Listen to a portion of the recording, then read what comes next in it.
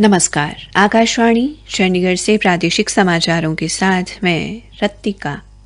पहले इस बुलेटिन के मुख्य समाचार। केंद्रीय वित्त मंत्री निर्मला सीतारमण ने आज संसद में 2023-24 का केंद्रीय बजट प्रस्तुत किया। वित्त मंत्री ने कहा कि ये अमृतकाल का पहला बजट है और ये समृद्ध एवं समावेशी भारत की परिकल्पना को साकार करता है। नए बजट में पूंजी निवेश 33% बढ़ाकर 10 लाख करोड़ रुपए किया गया है।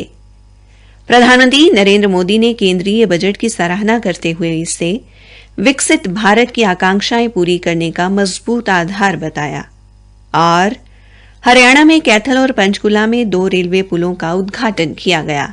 अब समाचार विस्तार से। केंद्रीय वित्त मंत्री निर्मला सीतारमण ने आज संसद में 2023-24 का केंद्रीय बजट पेश किया। उन्होंने कहा कि चुनौतीपूर्ण समय के बावजूद भारतीय अर्थव्यवस्था अपने उज्जवल भविष्य की ओर अग्रसर है। उन्होंने कहा कि मौजूदा वर्ष में आर्थिक वृद्धि दर 7% रहने का अनुमान है। वित्त मंत्री ने कहा कि ये अमृतकाल का पहला बजट है और इस बार का बजट समृद्ध एवं समावेशी भारत की परिकल्पना को साकार करता है। श्रीमती सीतारमण ने घोषणा की कि पूंजी निवेश परिव्यय 33% बढ़ाकर 10 लाख करोड़ रुपए किया गया है, जो सकल घरेलू उत्पाद जीडीपी का 3.3% होगा। उन्होंने कहा कि बुनियादी ढांचे में निवेश को बढ़ावा देने के लिए सरकार ने राज्य सरकारों को पूरक नीतिगत कार्रवाइयों के लिए प्रोत्साहित करने के लिए 1,30,000 करोड़ रुपए के परिव्यय के साथ 50 साल के ब्याज मुक्त ऋण एक और वर्ष के लिए जारी रखने का फैसला किया है। कृषि क्षेत्र पर ध्यान केंद्रित करते हुए श्रीमती सीतारमण ने कहा कि ग्रामीण क्षेत्रों में युवा उद्यमियों द्वारा कृषि स्टार्टअप शुरू करने के लिए कृषि गतिवर्धक कोष कायम किया जाएगा। इस कोष का उद्देश्य कृषकों के समक्ष पेश आने वाली चुनौतियों के समाधान के लिए नवाचार एवं किफायती ढंग तरीके पैदा करना है। वित्त मंत्री ने कृषि ऋण लक्ष्यों में 20 लाख करोड़ रुपए की वृद्धि करने की घोषणा भी की। इससे पशुपालन, डेयरी एवं मत्स्य पालन को प्रोत्साहित किया जाएगा। गरीबों के लिए पौष्टिक आहार सुनिश्चित करने की प्रतिबद्धता दोहराते हुए श्रीमती सीतारमण ने कहा कि सरकार अंत्योदय योजना के तहत अगले साल घर घर अनाज पहुंचाने के लिए 2 लाख करोड़ रुपए का अतिरिक्त भार वहन करेगी। सबके लिए आवास के उद्देश्य से प्रधानमंत्री आवास योजना के अंतर्गत 66% तक राशि बढ़ाई जाएगी। वित्त मंत्री ने व्यक्तिगत करदाताओं के लिए बड़ी रियायतों की घोषणा भी की। कर से छूट की सीमा वार्षिक आय 5 लाख से बढ़ाकर 7 लाख कर दी गई है। नई व्यवस्था में 7 लाख रुपए तक की वार्षिक आय वाले व्यक्ति को कोई भी कर नहीं देना पड़ेगा। सरकार ने कुछ खास चीजों के आयात पर सीमा शुल्क में भी राहत दी है। टीवी पैनलों के सेल पर भी बुनियादी शुल्क घटाकर 2.5% कर दिया गया है। नई सहकारी एवं व्यावसायिक गतिविधियों पर 31 मार्च 2024 तक कर की बहुत ही कम दर 15% वसूल की जाएगी। इसका मकसद प्रधानमंत्री के सहकार से समृद्धि के लक्ष्य को पूरा करना है। प्राथमिक कृषि सहकारी समितियों के सदस्यों के लिए अमानत एवं ऋण की सीमा 2 लाख रुपए प्रति सदस्य बढ़ा दी गई है। इसी तरह सहकारी सभाओं द्वारा नकदी निकलवाने पर 3 करोड़ रुपए तक की राशि पर टीडीएस लागू नहीं होगा।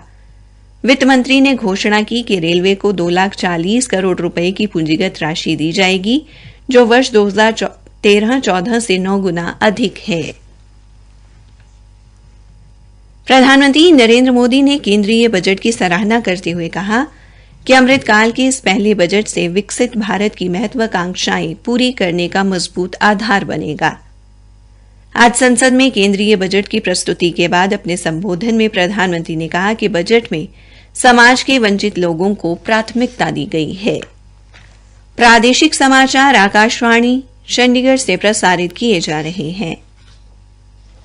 कांग्रेस ने केंद्रीय बजट में करों में कटौती से संबंधित घोषणा की प्रशंसा की है।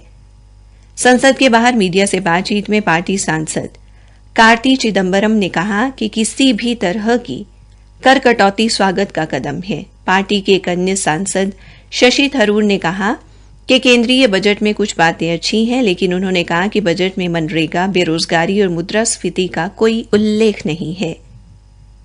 तृणमूल कांग्रेस के सांसद शत्रुघ्न सिन्हा ने यह कहते हुए केंद्रीय बजट की आलोचना की कि इसमें महिलाओं, किसानों, युवाओं के लिए कोई ठोस प्रावधान नहीं किया गया। डीएमके के सांसद दयानिधि मारन ने बजट को निराशाजनक बताया। उन्होंने कहा कि राज्यों के लिए योजनाएं घोषित की गई हैं, जबकि इसके लिए उन्हें स्वयं व्यवस्था करने को कहा गया है।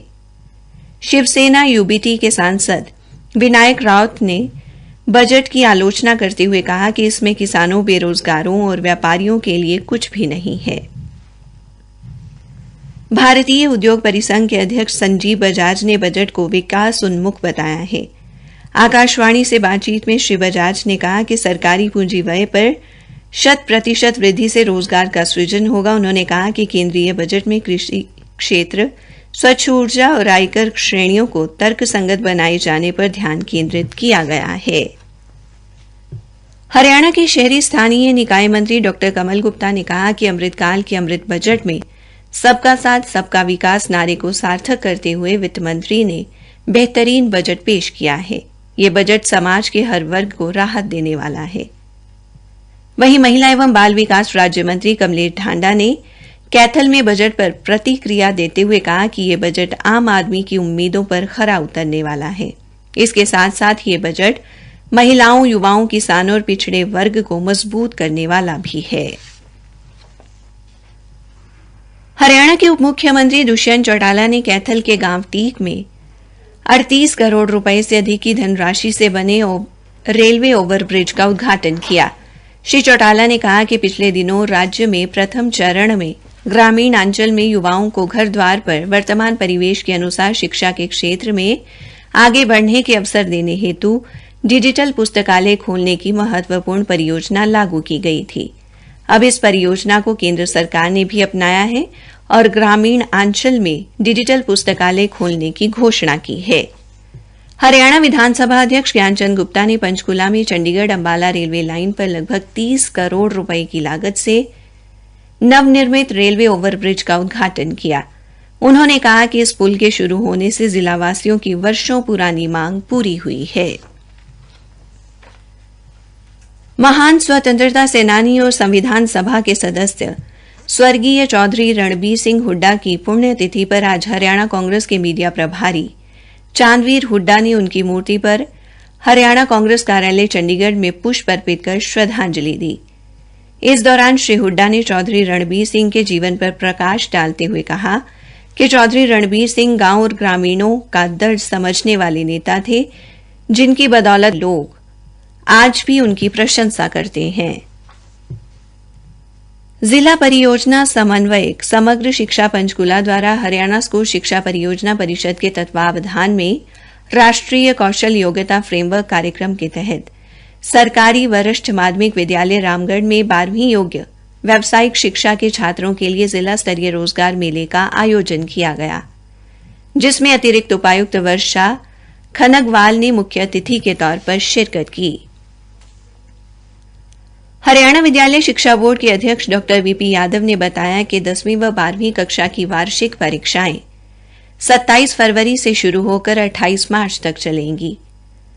उन्होंने बताया कि परीक्षाओं में नकल पर अंकुश लगाने के लिए इस बार प्रत्येक परीक्षार्थी के प्रश्न पत्र के प्रत्येक पृष्ठ पर 3-3 जगह पर विशेष क्यूआर कोड अंकित होगा।